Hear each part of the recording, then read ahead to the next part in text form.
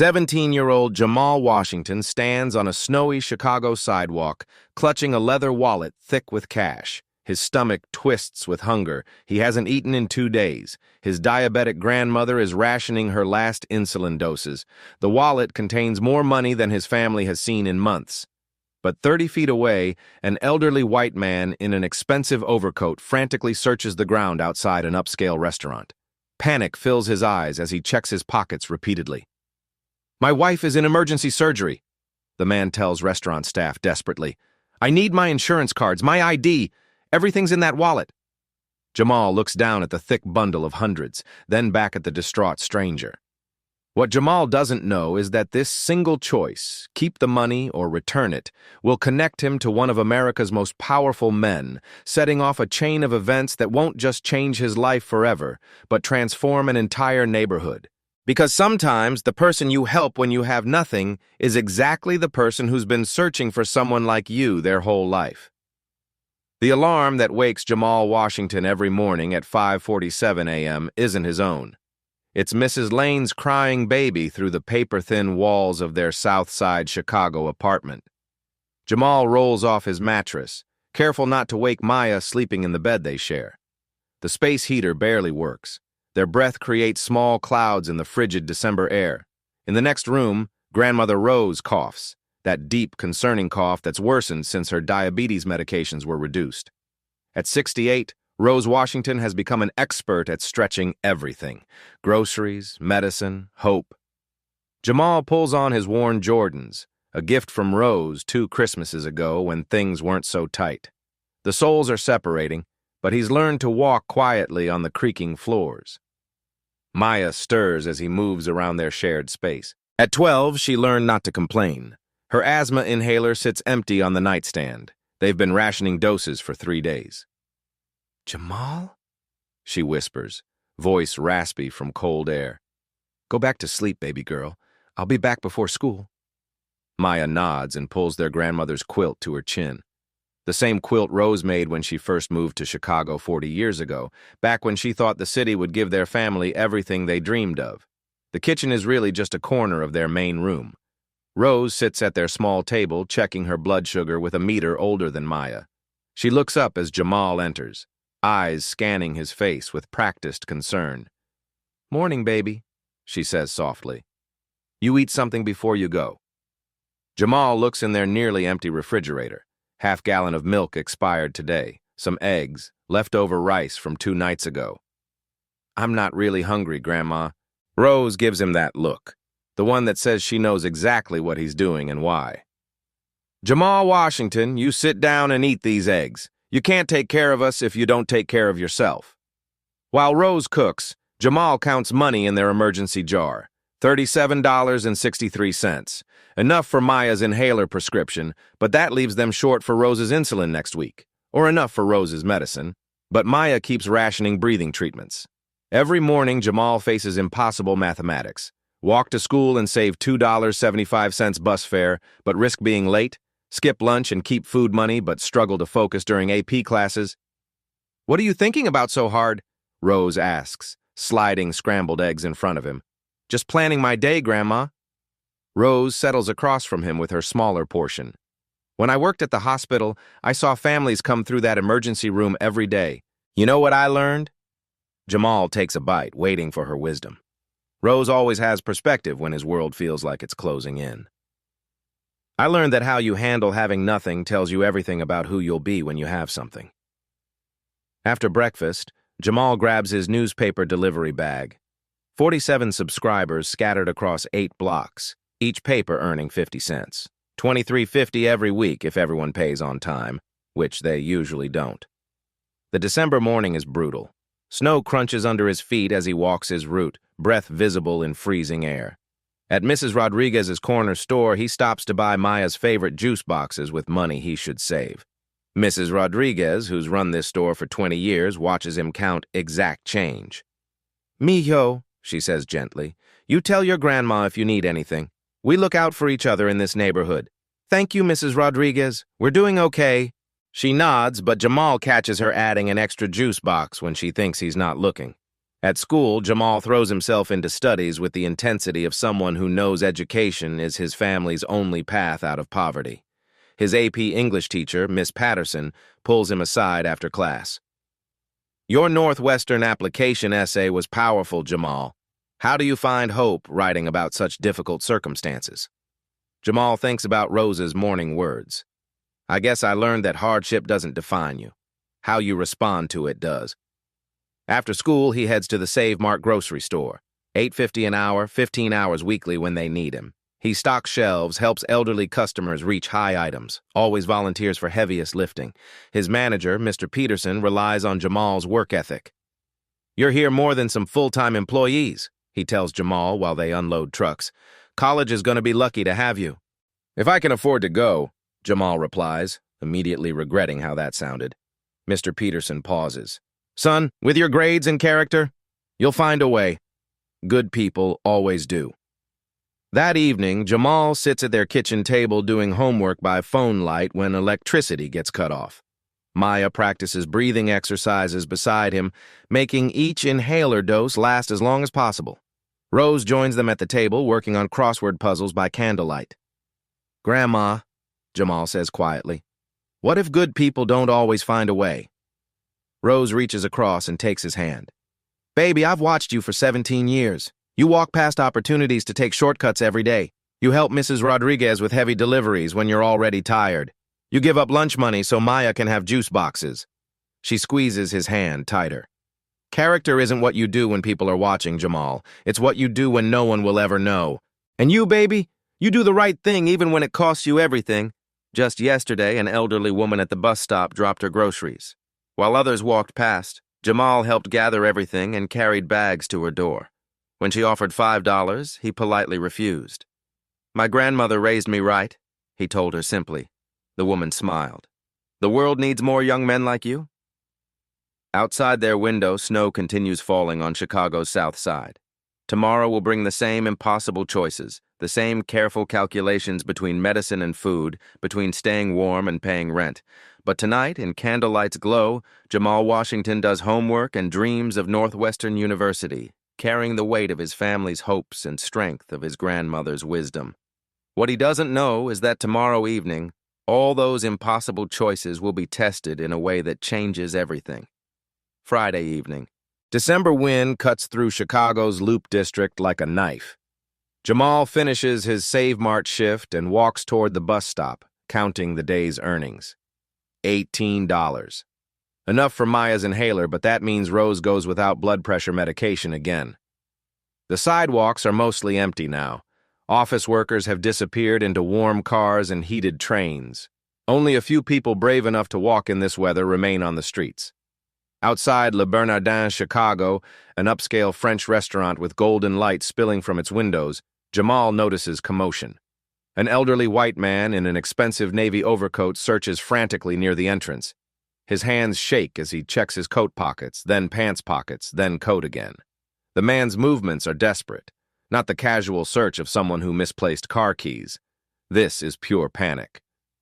"Excuse me," the man calls to a restaurant employee stepping outside. "Have you seen a wallet, leather brown? I was just here for dinner." The employee shakes his head.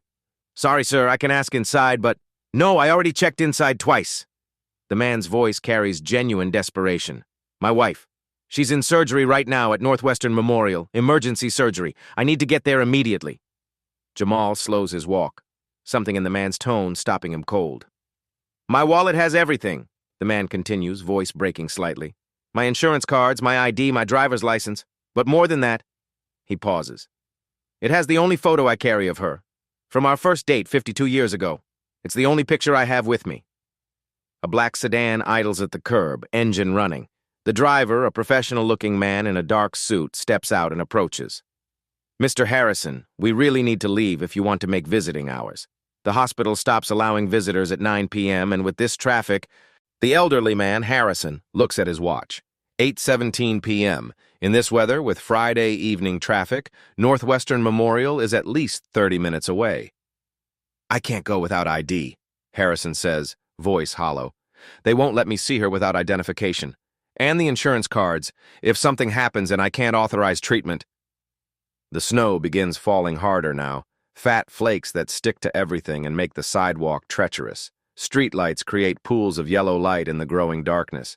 Harrison leans against the restaurant's brick wall, suddenly looking every one of his 70-plus years. The weight of helplessness settles on his shoulders like snow settling on his expensive coat. "Sir, I hate to pressure you," the driver says gently, "but I have another pickup at 9:30. If we don't leave soon—" "I understand," Harrison replies. "Just give me 5 more minutes, please." Jamal watches this unfold from 20 feet away. Something about the man's genuine anguish resonates with him. This isn't about money or convenience. This is about love, about being there for someone when they need you most. That's when Jamal spots it. Partially hidden beneath a parked BMW, barely visible in shadows between streetlights, is a dark object. Rectangular, about wallet-sized. Jamal's heart beats faster. He approaches slowly, crouches down, retrieves the item. It's definitely a wallet. Expensive leather worn smooth from years of use, heavy with contents. He opens it carefully.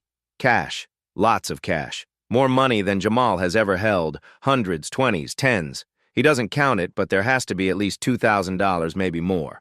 Credit cards. American Express Black Card. Chase Sapphire Reserve. Cards Jamal has only heard about in conversations between customers at Save Mart. A driver's license, Edward Harrison, age 73, Lincoln Park address. Business cards, Harrison and Associates, with an embossed logo that's hard to make out in the dim street light. And there, tucked behind the cash, a small photograph, black and white, slightly faded, a young couple dancing at what looks like a wedding reception. The woman is beautiful, laughing at something the man whispered in her ear. The man is unmistakably a younger version of the frantic gentleman 30 feet away. Jamal stares at the photo for a long moment.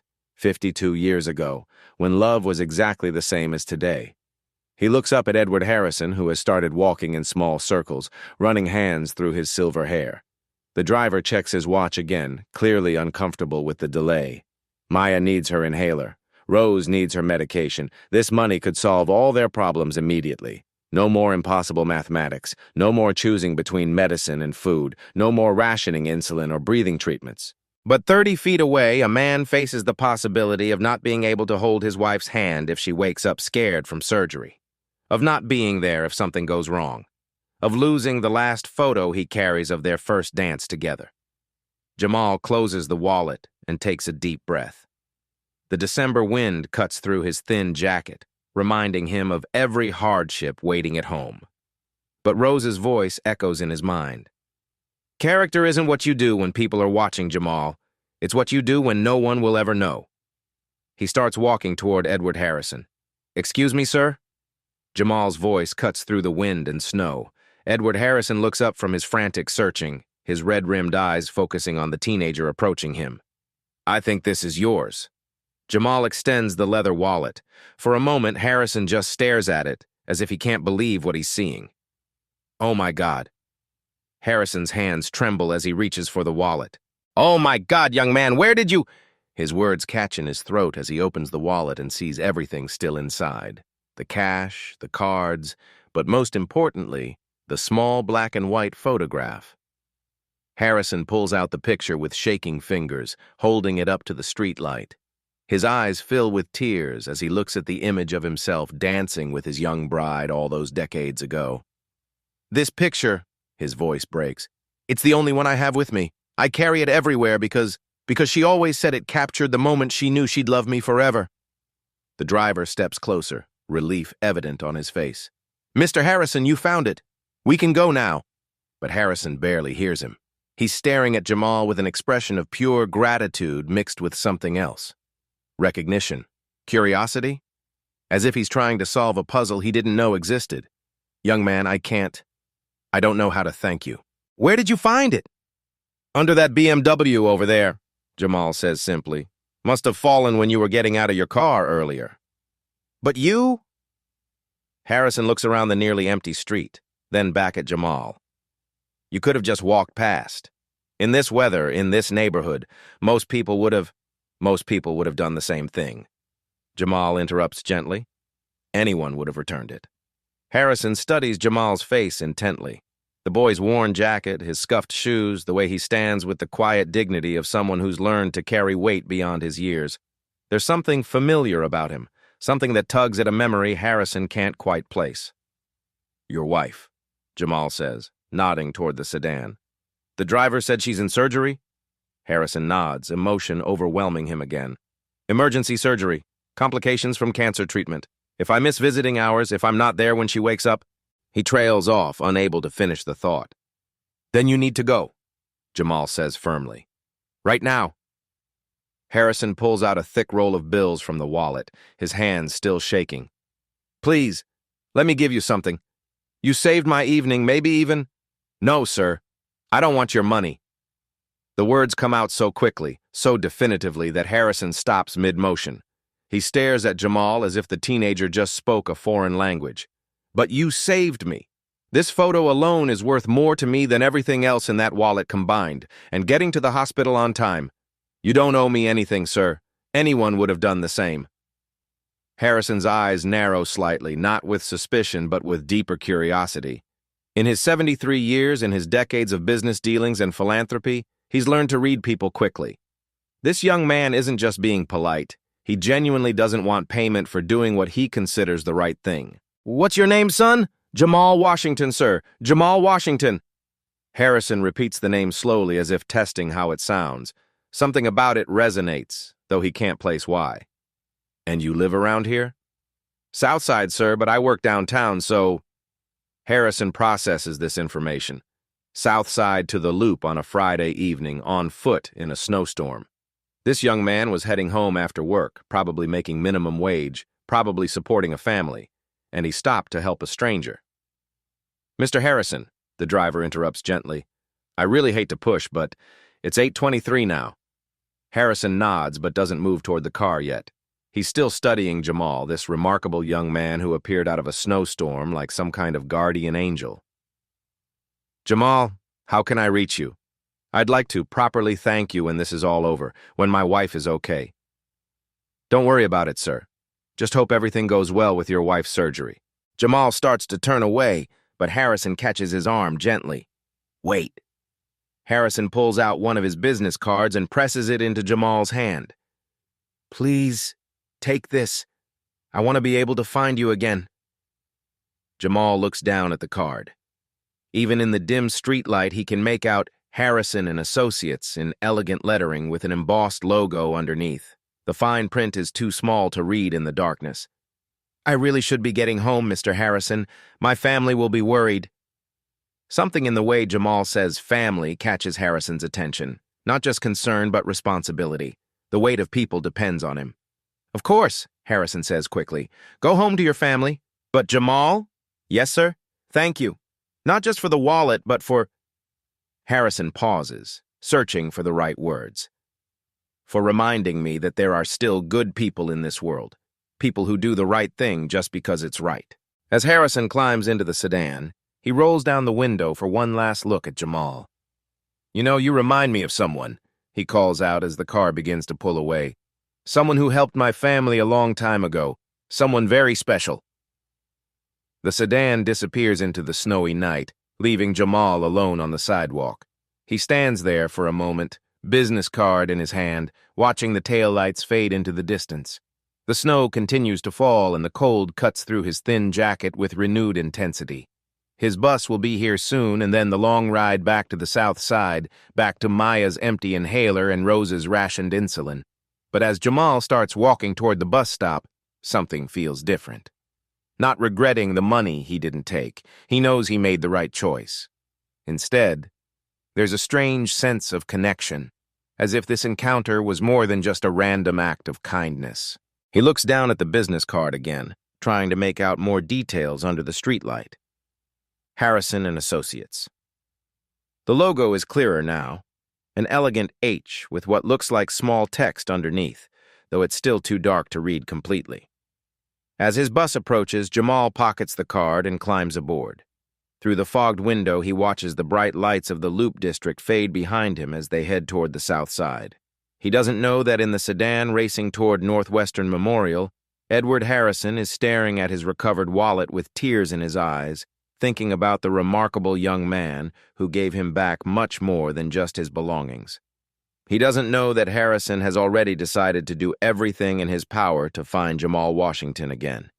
And he certainly doesn't know that the name Washington has triggered a memory in Harrison's mind, a memory of another act of kindness 15 years ago that changed his life forever. The chain of events that will transform both their lives has already begun. The bus ride home feels longer than usual.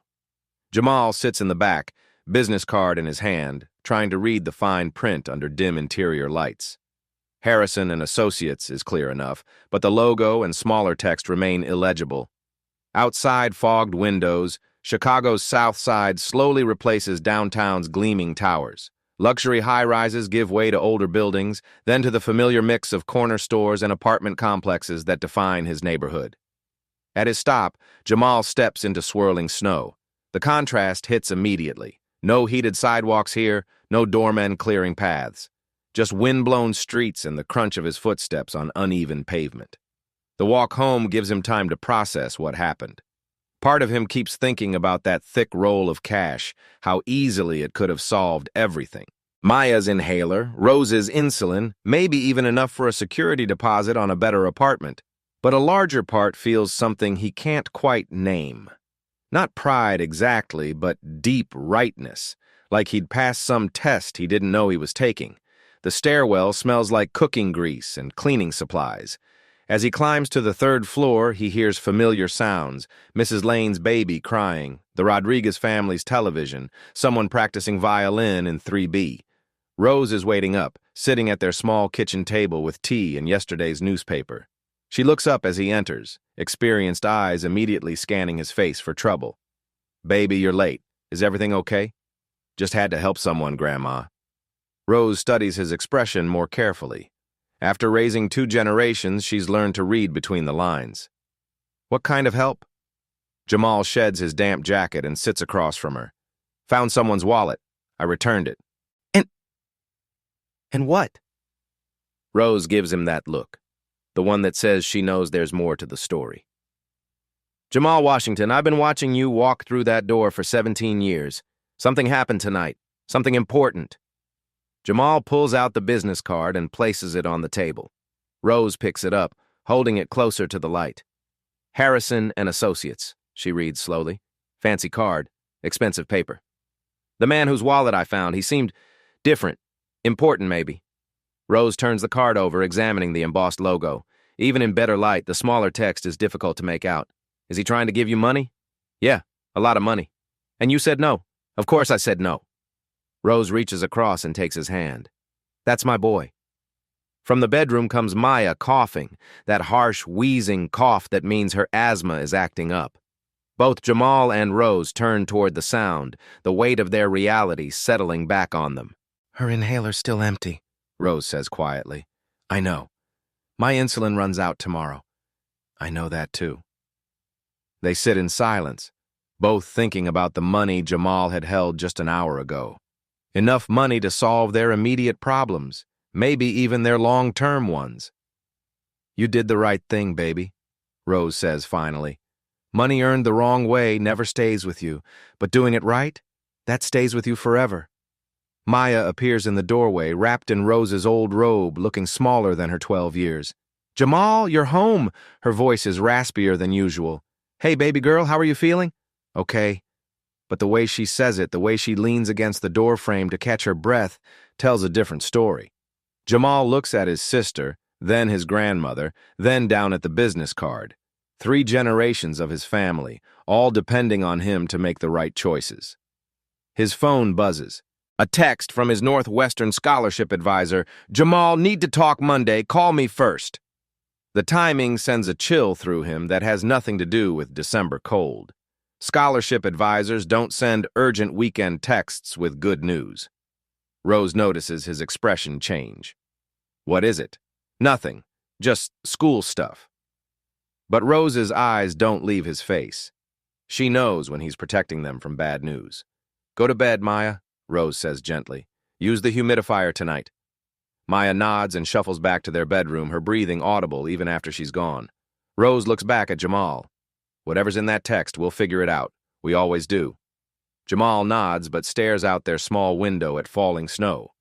Somewhere across the city, Edward Harrison is probably sitting by his wife's hospital bed, grateful to be holding her hand. The business card sits on the table between them, a small link to a world Jamal helped tonight, but will probably never see again. What he doesn't know is that at Northwestern Memorial Hospital, Edward Harrison is asking nurses about a woman named Rose Washington who used to work in the cardiac unit 15 years ago, Saturday morning. Jamal walks to the public library, business card tucked in his wallet. The building's warmth hits him as he settles at a free internet terminal. He types Harrison and Associates into the search bar. First results show a modest consulting firm downtown. Professional website, corporate headshots, typical business services. Nothing explaining the expensive car, designer overcoat, or thick roll of cash. Something feels off. The website is too polished for a small consulting firm, too vague about what they actually do. No client testimonials, no detailed services. Just elegant phrases about strategic partnerships and community investment. Jamal tries a different approach. Edward Harrison, Chicago. The results explode across his screen. Dozens of news articles, society photos, business journal features. This isn't just any businessman. This is one of Chicago's most prominent philanthropists. Headlines scroll past. Harrison Foundation awards $50 million in youth scholarships. Local developer Harrison announces South Side revitalization. Billionaire philanthropist honors late daughter with medical research center. Jamal's hands freeze. Billionaire. The man whose wallet he returned wasn't just wealthy. He was one of the wealthiest people in Chicago, maybe the entire Midwest. A sick feeling grows in Jamal's stomach. He'd held thousands of dollars, turned it down, and walked away. Money that could have changed everything for his family. And it would have meant nothing to Edward Harrison. But as Jamal reads more, something else catches his attention. Harrison's philanthropy isn't random charity. It's focused, strategic. Youth education programs, medical research for underserved communities, affordable housing initiatives in neighborhoods exactly like his own. Then he sees it. A photo from last year's Chicago Tribune. Edward Harrison breaking ground on a new community center. The caption reads, Harrison credits his commitment to social justice to personal experiences with healthcare workers who went above and beyond during his family's time of need. Healthcare workers at Northwestern Memorial 15 years ago. Jamal's phone buzzes. His scholarship advisor. Jamal called twice. I really need to discuss your financial aid package. Budget cuts affecting all need-based scholarships. The weight settles on him like a physical blow. Budget cuts, need-based scholarships, his Northwestern dream slipping away. At home, Maya's breathing has worsened overnight. Rose sits beside her bed counting pills, rationing her own medication to stretch it through the weekend. Grandma, Maya whispers between coughs, I can't catch my breath. Rose looks at Jamal, fear flickering in her eyes before she masks it with calm strength. That evening, Jamal notices something strange. A black sedan, the same model that picked up Harrison, drives slowly past their building. It pauses, then continues on. 30 minutes later, it passes again. Mrs. Rodriguez mentions it when Jamal stops by her store. Some fancy car was cruising the block. Driver asking questions about you, mijo. What kind of questions? About a boy who helped someone downtown, but don't worry, I didn't tell him anything. Jamal's mind races. Harrison is looking for him, but why? And what could he possibly want? The business card sits on his nightstand as he tries to sleep, but rest won't come. Tomorrow he has to call his scholarship advisor. Tomorrow he has to figure out how to pay for Maya's inhaler and Rose's insulin. Tomorrow everything might change. But tonight, he lies awake wondering if the most important decision of his life happened when he handed back that wallet, or when he walked away afterward. Sunday afternoon. Jamal's phone rings while he's helping Maya with her breathing exercises. Unknown Chicago number. He hesitates, then answers. Hello? Is this Jamal Washington? Yes, sir. This is Edward Harrison. We met Friday night outside Le Bernardin. Jamal's heart starts racing. Mr. Harrison, how did you get my number? I've been trying to find you. Harrison's voice is warm but urgent. My wife. She's going to be okay thanks to you getting me to the hospital in time. Relief floods through Jamal. That's wonderful news, sir. I'd like to meet with you if possible. There's something important I need to discuss. Sir, I told you I don't need any. It's not about money, son. Well, not directly. Could you meet me tomorrow? I'll send a car. Curiosity overrides caution. Harrison suggests his office downtown. Jamal agrees, wondering what could be so important. Monday morning, the sedan arrives at Jamal's building. Neighbors peek through curtains as he climbs in. The driver is professional, courteous. Mr. Harrison is looking forward to seeing you. They arrive at a gleaming high-rise. Harrison and associates occupies the top 3 floors. Floor-to-ceiling windows overlook the entire city. Edward Harrison's office is warm, understated, and elegant. Photos everywhere, not of wealth, but of people. Graduation ceremonies, ribbon cuttings, community events. Harrison appears more relaxed than Friday night, but still carrying the weight of recent stress. Jamal, thank you for coming. Please sit. Jamal settles into a leather chair that probably costs more than his family spends on groceries in 6 months. I need to tell you something, Harrison begins. What you did Friday night, returning my wallet, it saved more than just my evening. He explains his wife's condition, how the surgery was time-sensitive, how missing those crucial visiting hours could have meant not being there if something went wrong. But there's something else, something I didn't realize until I looked you up. Jamal shifts uncomfortably. You investigated me? I had you researched, not invasively, but enough to understand your situation. Harrison's tone is gentle but serious. Your grandmother, Rose Washington, worked at Northwestern Memorial for 32 years. The mention of Rose's full employment history catches Jamal off guard. Yes, sir, she did. She was a cardiac unit supervisor. Harrison nods slowly, his eyes never leaving Jamal's face. 15 years ago, my daughter, my only child, was in a serious car accident. Jamal's breath catches. Something in Harrison's tone and the careful way he's building to this revelation sends warning signals through his mind. She was 23 years old. Beautiful, brilliant, just starting her career as a pediatric nurse. She wanted to help children the way she'd been helped when she was sick as a little girl. Harrison's voice grows thick with emotion. The accident happened on a rainy night in October. A drunk driver ran a red light. She was in critical condition for days. Jamal sits perfectly still, sensing they're approaching something monumental. Rose was her night shift supervisor in the cardiac unit. Harrison's eyes fill with tears. But Rose didn't just supervise. She stayed 18 hours past her shift and wouldn't leave until my daughter was stable.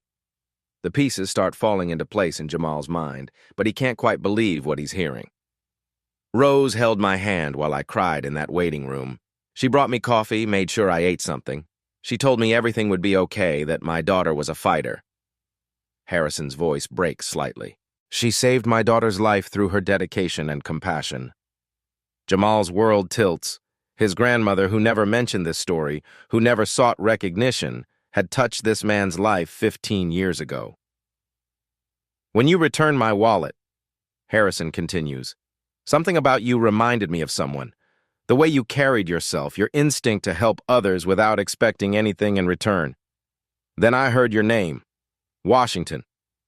The connection deepens. I tried to find Rose afterward to thank her properly, but she'd transferred departments and hospital privacy policies. I never got the chance. Harrison pauses, gathering himself. My daughter lived for 3 more years after that accident. 3 precious, beautiful years. She got married, traveled, and continued helping sick children. Those years, the time Rose gave us by refusing to give up on her, they were beyond precious. Jamal feels tears welling in his own eyes. What happened to her? Different accident. 3 years later, but those extra years, Jamal, Rose gave us those years. The emotional weight of this revelation settles over them both. In the silence, Jamal begins to understand why this meeting felt so important, why Harrison had gone to such lengths to find him. When I researched you, I learned about your family's current situation, your grandmother's diabetes, your sister's asthma, your academic achievements despite working 2 jobs. Harrison leans forward. I believe in signs, Jamal. I believe some people are put in our paths for a reason. First Rose, now you. Both of you choose compassion over convenience, helping others when you have the least to give. Mr. Harrison, I've built my foundation on one principle. Find people who help others when they have nothing left to give themselves. Those are the people worth investing in. The magnitude of this connection, this 15-year circle coming full, overwhelms Jamal. His grandmother's quiet heroism, his own simple act of honesty, the invisible threads that connect lives across time and circumstance. "What I'm about to propose," Harrison says, his voice steady now, "isn't charity. It's an investment in someone who's already proven their character. An investment in someone whose family taught them that doing right matters more than personal gain." Harrison stands, moving to the window overlooking Chicago. "Your grandmother saved my daughter's life. You returned my wallet when you desperately needed money. Both acts of character when no one was watching, when taking the easier path would have been understandable." He turns back to Jamal. "Now it's my turn to do something that matters." Jamal sits in stunned silence, processing the impossible coincidence that isn't really a coincidence at all. The business card, the investigation, the careful orchestration of this meeting, it all makes sense now. "What are you proposing, Mr. Harrison?" Harrison returns to his desk and opens a thick folder. "First, Northwestern, full scholarship, tuition, room, board, books, living expenses, 4 years, no strings attached." Jamal's mouth falls open. "Sir, I don't understand. Why would you—" "But that's just the beginning," Harrison continues. "I want to offer you something more comprehensive, a path that honors both your grandmother's legacy and your own potential." He slides the folder across the desk. Inside are detailed documents, official letterheads, financial projections that make Jamal's head spin.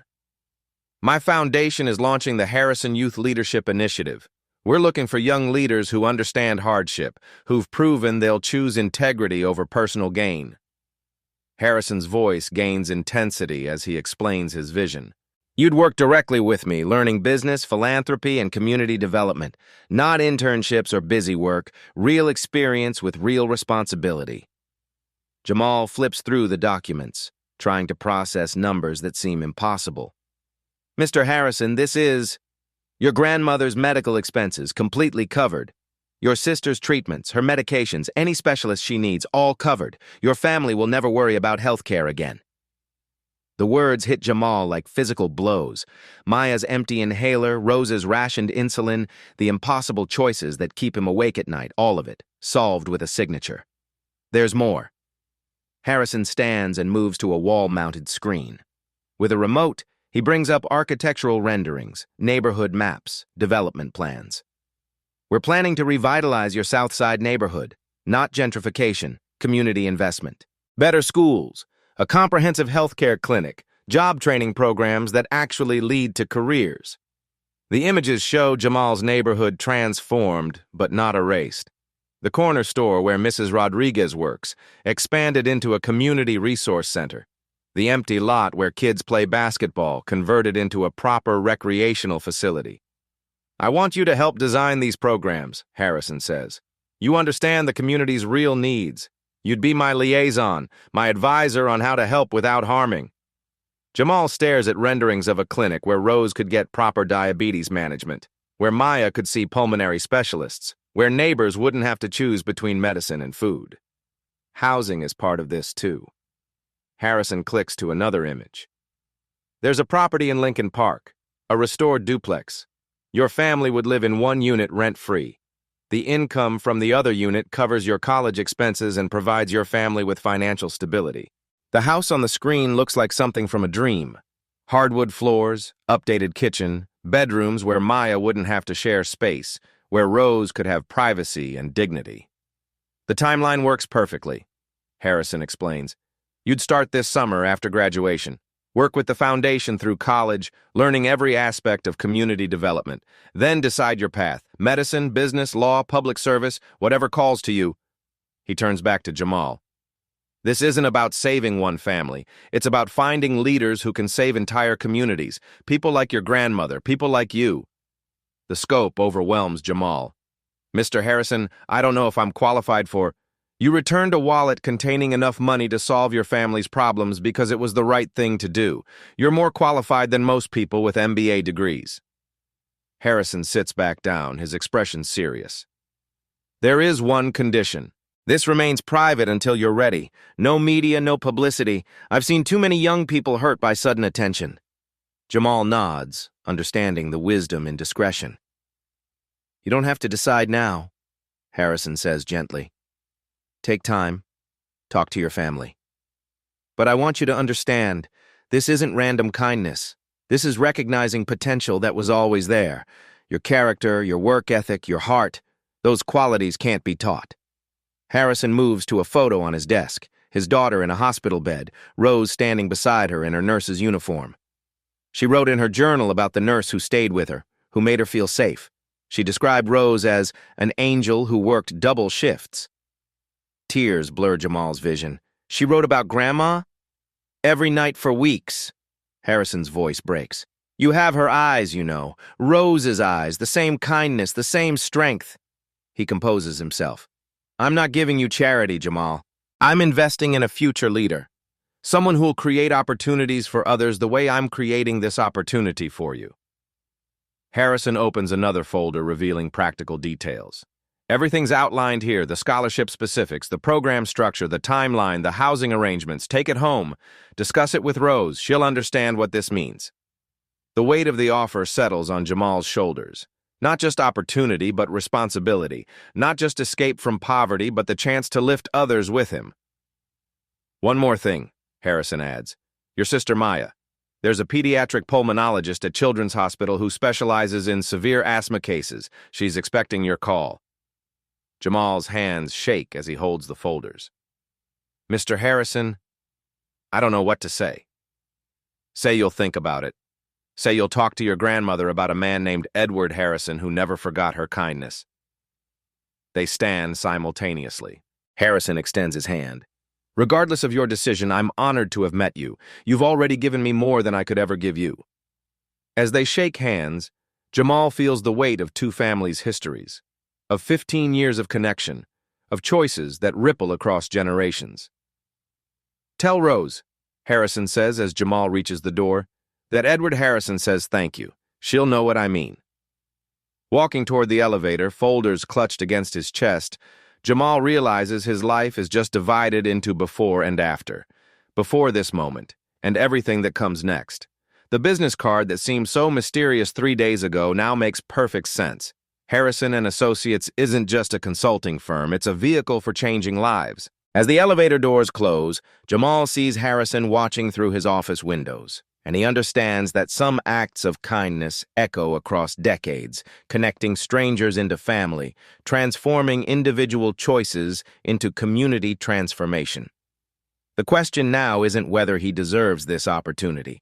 The question is whether he's ready to carry forward the legacy of kindness that brought him here. 3 months later, transformation begins. Rose sits in a gleaming modern kitchen, natural light streaming through clean windows. She checks her blood sugar with a state-of-the-art meter, insulin consistently available in a fully stocked refrigerator. The constant worry that defined her mornings has been replaced by quiet gratitude. Maya breathes easily for the first time in years. Her new nebulizer sits beside fresh prescription bottles on a nightstand in her own bedroom. The pediatric pulmonologist Harrison recommended has her on a treatment plan showing remarkable results. Jamal walks across his graduation stage as valedictorian Northwestern acceptance letter tucked in his cap. His speech focuses on lifting as we climb, words resonating through the packed auditorium as neighbors celebrate his success. But real changes are happening in their Southside neighborhood. Harrison and Jamal tour the community weekly, not as outsiders bringing solutions, but as partners learning needs. Community meetings fill the Baptist church basement, where residents voice concerns directly to decision-makers for the first time in decades. Mrs. Rodriguez's corner store has been expanded and renovated. What was once a struggling shop is now a community anchor, part store, part resource center, part gathering place. The small business loan Harrison's foundation provided has transformed it into everything the neighborhood needed. The healthcare clinic opens where the abandoned grocery store once stood. Rose, with her 3 decades of medical experience, serves as community health advisor, helping neighbors navigate insurance, find specialists, and manage chronic conditions. The clinic doesn't just treat illness, it teaches prevention and builds health literacy. Jamal, home from Northwestern, leads study groups for neighborhood kids in the community center basement. High schoolers prepare for SATs while middle schoolers get algebra help. The tutoring program he helped design connects college students with younger kids, creating mentorship chains across generations. Economic development follows community input. Local hiring requirements for construction projects mean neighbors find stable employment with benefits. Job training programs actually lead to careers instead of dead-end certificates. Former Save Mart stockers learn construction trades while staying in their community. The elementary school receives new computers, updated textbooks, and smaller class sizes. The mentorship program Jamal designed connects high school students with younger kids, creating academic support networks that didn't exist before. Local news covers the South Side Renaissance, but carefully avoids sensationalizing individual stories. The focus remains on community-driven change rather than savior narratives. Reporters interview residents about improvements while respecting their dignity. Success attracts attention from other philanthropists and businesses. Investment follows, but guided by Harrison's measured approach and community oversight. Residents have veto power over developments, ensuring growth serves existing neighbors rather than displacing them. Maya joins the school choir, her clear voice no longer constrained by struggling lungs. Her first solo performance happens at the community center's anniversary celebration, her song echoing through a room filled with neighbors whose lives have been touched by change. The black sedan that once seemed foreign now regularly parks outside their building, not as a symbol of economic divide, but as a bridge between communities. Harrison visits for Sunday dinners, listening to Maya practice piano, reviewing college applications with neighborhood teenagers. Rose receives a Lifetime Achievement Award from Northwestern Memorial Hospital. In her speech, she highlights ongoing need for healthcare accessibility in underserved communities, her words carrying new weight because of the platform Harrison's partnership provided. The most meaningful changes are subtle. Children walk to school on safer streets. Parents worry less about choosing between medicine and food. Teenagers see college as achievable rather than impossible. The neighborhood hasn't been gentrified, it's been strengthened. Community ownership drives sustainability. Parent groups organize fundraising events. Neighborhood watch programs reduce crime through relationship building rather than enforcement. The community garden provides fresh produce while teaching urban agriculture. 1 year later, other Chicago neighborhoods sent delegations to study the South Side model. Urban planning students write dissertations about community-driven development. Policymakers debate replicating the approach citywide. Harrison often stands at his office window looking toward the South Side, carrying flowers to his daughter's grave monthly. "I found them, sweetheart," he tells her headstone. "Rose and her grandson, the family you wrote about, and I think we're all helping each other heal. The transformation isn't complete. Communities aren't rebuilt overnight, but the foundation is solid, built on relationships rather than just resources, on dignity rather than just development." Jamal's academic success at Northwestern parallels the neighborhood's growth. As he studies business and social work, he applies lessons immediately in his community liaison role. Theory meets practice every weekend when he returns home.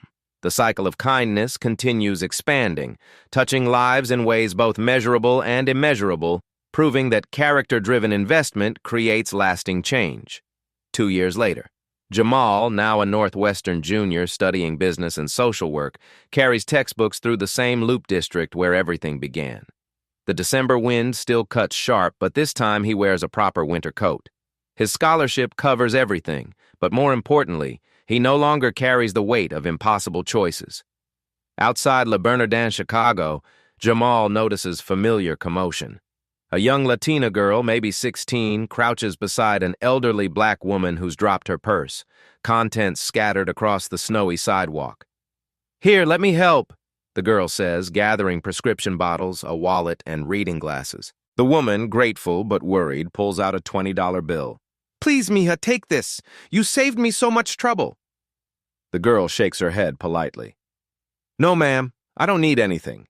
My mom taught me right."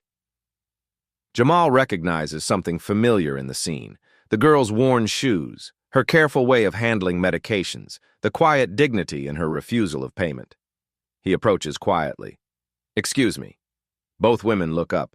The girl's eyes show wariness. A teenager's learned caution around strangers in expensive neighborhoods. I'm Jamal Washington. I work with the Harrison Foundation. We have programs for young people like you. Recognition flickers across the girl's face.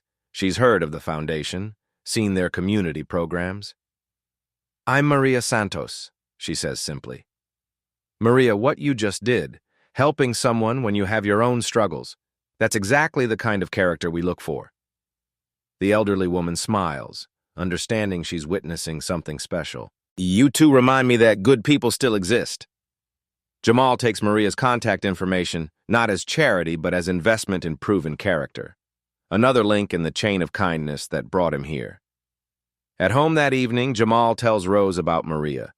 Their duplex in Lincoln Park glows with warm light, Maya's piano practice drifting from the living room. Kindness keeps traveling, doesn't it, Grandma? Rose, healthier than she's been in years, smiles from her comfortable chair. Baby, kindness isn't something you do once. It's something you become, and once you become one, you can't help but see it in others. Outside their window, the neighborhood bustles with evening activity. Children play in the community playground they help design. The healthcare clinic's lights stay on for evening appointments. Harrison joins them for Sunday dinner, a monthly tradition now. He listens to Maya practice piano, her breathing clear and strong. He reviews scholarship applications with neighborhood kids. After dinner, Harrison pulls out his wallet, the same leather one from that snowy night. Inside, alongside family photos, is Jamal's graduation picture. You know what I learned that night? Harrison asks. I thought I was looking for my wallet, but I was really looking for proof that people like your grandmother still existed. Jamal shares his post-graduation plans, law school, then returning to community development full-time. This neighborhood raised me. Now it's my turn to help it rise. Outside, snow begins falling again, but this time Jamal isn't walking past Le Bernardin. He's walking toward it, ready to help whoever might need it, carrying forward the legacy that connected two families across 15 years of kindness. In a world that often feels divided, Jamal and Edward's story reminds us that connection transcends every barrier we think separates us. 15 years ago, Rose stayed 18 hours past her shift for a stranger's daughter. 2 years ago, Jamal returned a wallet when his family desperately needed money. Today, Maria helped an elderly woman gather her scattered belongings. These aren't extraordinary people. They're ordinary people who chose kindness over convenience. Today, someone around you needs help. Not money, not solutions. Just someone who sees them, who chooses compassion over indifference. Rose's kindness 15 years ago created ripples that reached across race, class, and time. Your kindness today might do the same. Share this story if it moved you, but more importantly, share kindness in your own community. Every act matters. Every person you help might be connected to someone who can change the world. Character isn't what you do when people are watching. It's what you do when no one will ever know. Except sometimes, someone does know. And sometimes that changes everything. What will your choice be? Subscribe for more stories that prove goodness still exists. The story you heard today wasn't cleaned up. It was told exactly as it happened. At Black Voices Uncut, we believe that's the only way truth can live. If you felt something, hit like, comment, and your reaction, and subscribe. Every week, we bring you voices that refuse to be silenced.